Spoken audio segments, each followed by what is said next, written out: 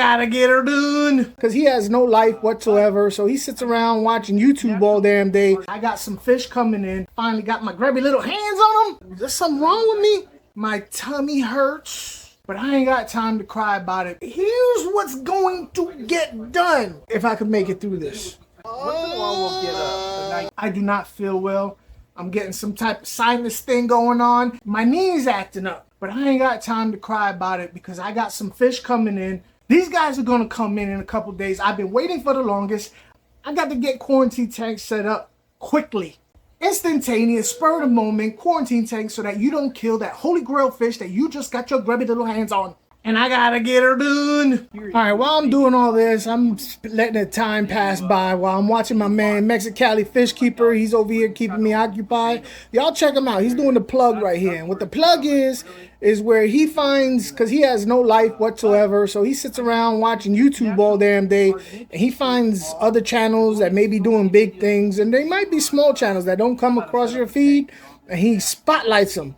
Go check him out. Look at I squish his head. He looks like Look at his head. Look at his head. Look.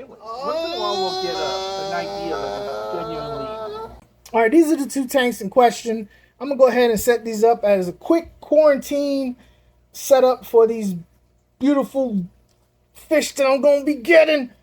Some of the stuff I'm gonna be using is, and you don't have to use this stuff. There's so many different ways you can do it. But this is the way I'm going to be doing it because I happen to be lucky enough to have it. Some of you guys may not be lucky enough to have some of this stuff because you might be just starting out. But that's okay. As I'm going through this, I'm going to show you ways that you can bypass all the stuff I'm going to show you and do it cheap as hell. As I was doing this, I started thinking to myself, this may be a little bit confusing to most of y'all because most of y'all will not be using tanks like this.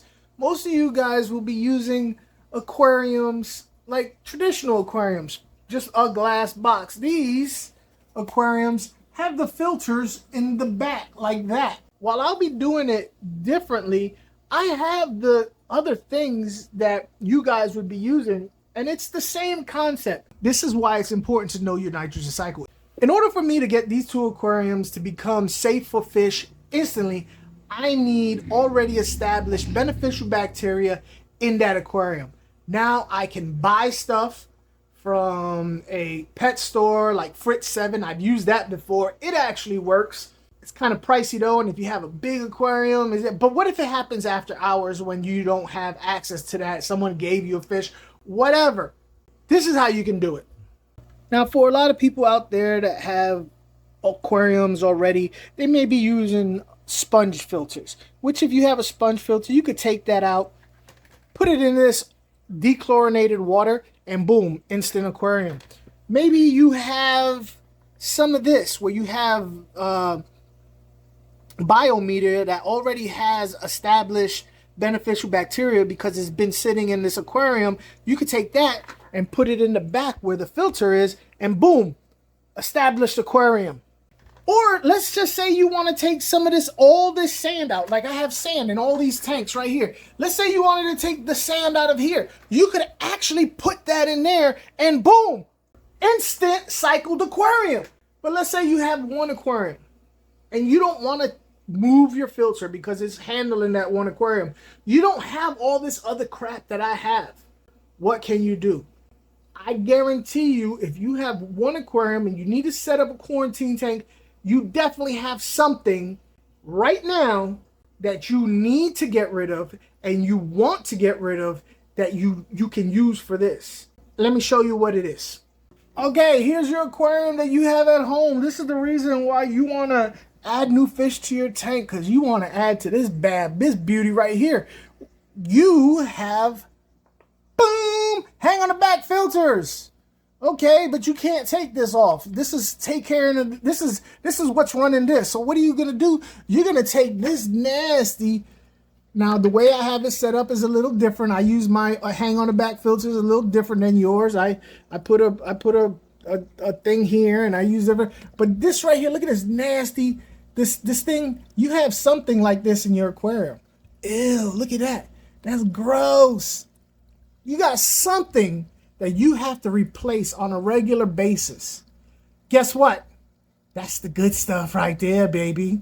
That's right. All that nastiness has beneficial bacteria in it. Believe it or not, it does have beneficial bacteria, and you could put that in the filter system and it will automatically make your aquarium maybe not as nasty as when I have that. I feed that. That's a lot. That's an overstock tank. That thing is dirty. But like this right here, you know what I mean? This right here, look, see? That's a little bit more reasonable. I can take this. I have to replace it anyway, so I'm just going to replace it with a clean one. Put this dirty one that I just took out of that other tank, I replaced it, put it in here, and boom, I have a cycled aquarium.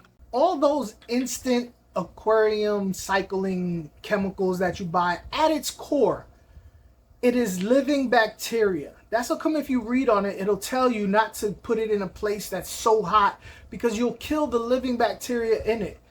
The same bacteria that you got from your dirty aquarium is the same bacteria that I just put in these aquariums so that it can instantly cycle the aquarium.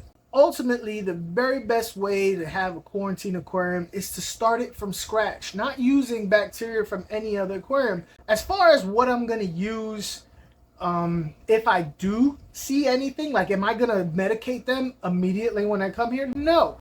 I'm going to do pretty much 3 things. I'm going to use salt and heat and water changes. Those 3 things. And I'm going to let them sit there for at least 3 weeks to a month. And if I don't see anything, then I'm going to go ahead and say they're good. Does that mean they're actually good? Some could probably be dormant. You know, there's no guarantees. I'm just not the type of guy that just wants to throw medications at the fish and put them through all of that stuff when I don't really see a reason to. Now, within that time period, if I do see something, I will act accordingly and I'll go from there. But if I don't see no signs of anything wrong, then I don't really do anything. It's just, like I said, I would imagine that even your fish that you've had in your aquarium for, you know, however long, have something. Every fish has something. It's whether or not it's gonna kill your fish. You know, like even right now, you got something. You got some type of cootie. You got cooties. I don't have I got cooties. I ain't gonna lie. But I took a shot down at the clinic and my cooties cleared right up. Be sure to tune in because the next video is probably gonna be on me actually unboxing these bad boys and putting them in these quarantine tanks. And if you enjoyed this video and you want to see more, subscribe, hit the notification bell, leave a comment, let me know what you think. A lot of you guys probably already know what's coming. Here's a couple of other videos for your viewing pleasure, and I thank you in advance.